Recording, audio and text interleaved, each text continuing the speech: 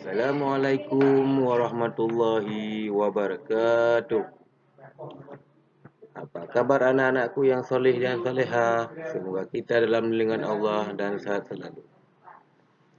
Baiklah, pada hari ini kita akan mempelajari materi tentang surat Ad-Din. Sebelum kita memulai dalam pembelajaran, terlebih dahulu kita akan membaca doa. Bismillahirrahmanirrahim. Rabbi zidni ilman warzuqni fahman. Baiklah anak-anak, materi kita hari ini tentang yang pertama membaca surat Ad-Din, menghafal surat Ad-Din, menulis surat Ad-Din, dan makna kandungan yang terkandung dalam surat Ad-Din. Selanjutnya, kita akan mencoba membaca surat Ad-Din. Surah Ad-Din termasuk dalam kelompok surah Makkiyah, iaitu surah yang diwahyukan Allah sebelum Nabi Muhammad hijrah. Surah Ad-Din terletak pada juz 30 dan merupakan surah yang ke-95. Surah ini terdiri atas 8 ayat. Baiklah, kita akan membacanya. Sebelum membacanya, terlebih kita akan membaca ta'awudz dan basmalah. أعوذ بالله من الشيطان الرجيم بسم الله الرحمن الرحيم والتين والزيتون وطور سينين وهذا البلد الأمين لقد خلقنا الإنسان في أحسن تقويم ثم رددناه أسفل سافلين إلا الذين آمنوا وعملوا الصالحات فلهم أجر غير ممنون وما يكذبك بعد بالدين أليس الله بأحكم الحاكمين.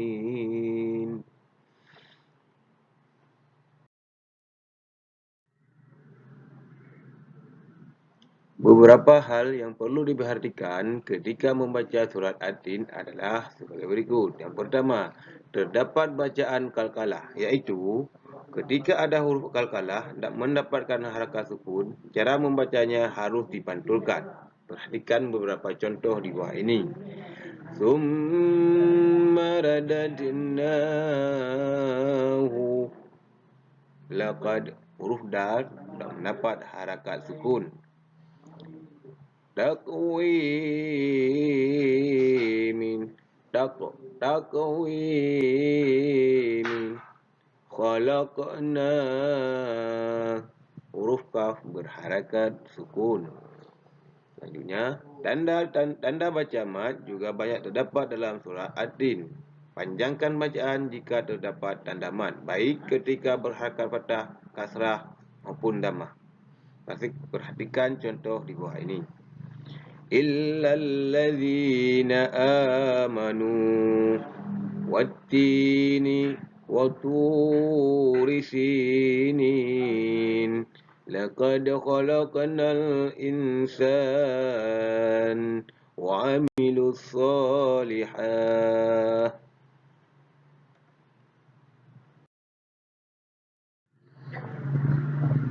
Selanjutnya, perhatikanlah cara membaca berdasarkan ilmu tajwid. Ada beberapa bacaan yang harus dibaca jelas atau mendengung. Perhatikan beberapa contoh lafaz di bawah ini. Insan, hukum bacaannya ikfa. Alasannya ada huruf nun sukun bertemu dengan huruf sin. Selanjutnya, falahum ajrun, hukum bacaannya izhar syafawi. Alasannya karena ada huruf min sukun bertemu dengan huruf alif. Selanjutnya, ajrun ghairu, hukum bacanya idhar halki. Alasannya ada huruf ra tanwin bertemu dengan huruf ghain.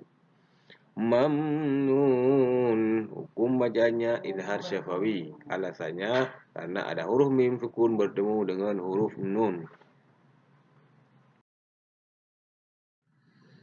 Selanjutnya, menghafal surat At-Tin. Surat At-Tin termasuk kelompok surah-surah pendek. Jumlah ayatnya yang sedikit menjadi tidak sulit untuk menghafalnya. Bacalah berulang-ulang dengan fasih dan benar.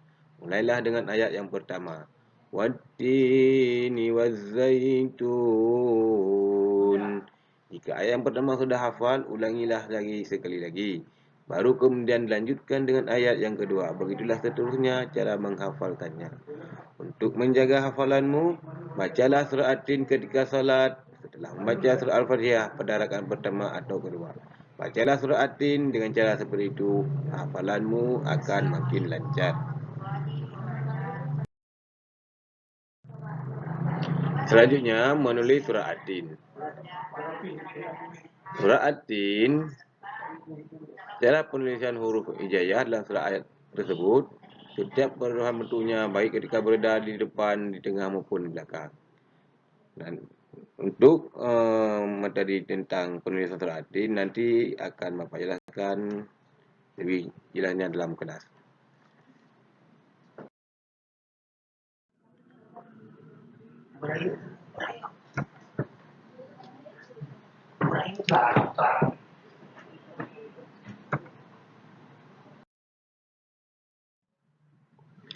Selanjutnya, makna kandungan surat At-Tin. Surat At-Tin mengandung pesan-pesan yang sangat penting bagi manusia. Manusia adalah makhluk Allah yang paling sempurna bentuknya. Allah juga mengingatkan bahawa banyak manusia yang menjadi makhluk yang hina karena perilaku mereka yang tercela. Allah hanya akan memberikan pahala kepada orang yang beriman dan berbuat kebaikan. Marilah kita pahami arti dan makna setiap ayatnya. Ayat pertama menjelaskan Allah Subhanahu Wa Taala bersumpah dengan buah tin dan buah zaitun. Sumpah menunjukkan kesungguhan Allah Subhanahu Wa Taala dalam memberikan peringatan kepada manusia. Ayat ini ditunjukkan kepada bangsa Arab waktu itu. Buah tin dan buah zaitun merupakan tanaman yang paling banyak dikenal di wilayah Arab. Dengan begitu, mereka bisa memahami makna sumpah Allah Subhanahu Wa Taala tersebut.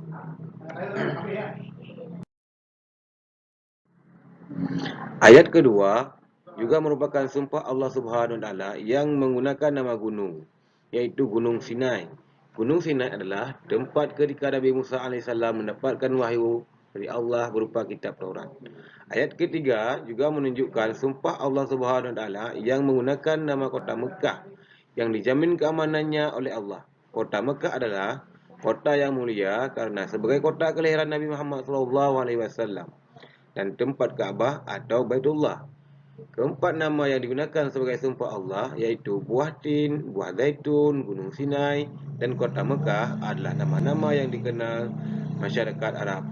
Hal ini memberikan penegasan kepada kaum Quraisy bahawa mereka sedang diingatkan oleh Allah Subhanahu Wa Taala agar menjadi manusia yang mulia. Ayat keempat menerangkan bahawa manusia diciptakan oleh Allah Subhanahu Wa Taala dengan bentuk yang sempurna.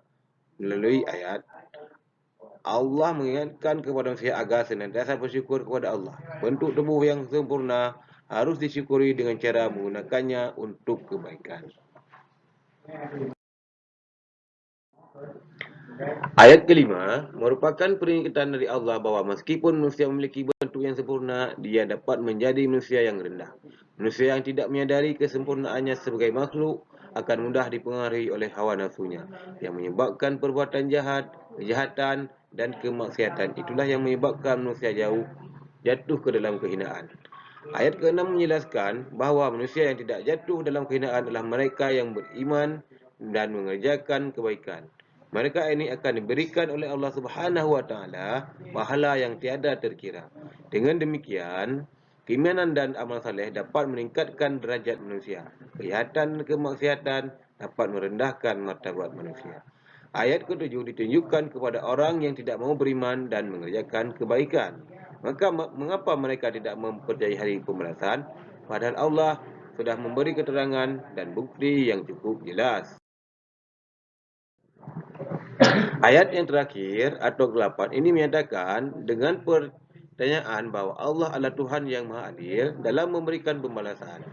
Orang-orang yang beriman kepada Allah dan memperoleh amal kebaikan akan mendapatkan pahala yang banyak. Sebaliknya, orang-orang yang melakukan kemaksiatan dan kejahatan, bagi mereka tempat yang hina, baik di dunia maupun di akhirat. Berdasarkan arti dari surah Ad-Din di atas, kandungan maknanya dapat disimpulkan sebagai berikut. Manusia adalah makhluk Allah yang paling sempurna. 2. Manusia dapat jatuh menjadi makhluk yang hina karena perbuatannya sendiri. Allah memuliakan dan memberikan pahala berlipat ganda kepada orang-orang yang beriman dan mengerjakan amal kebaikan. Orang-orang yang tidak mempercayai atau mendustakan Allah akan mendapatkan pembalasan pada hari kiamat.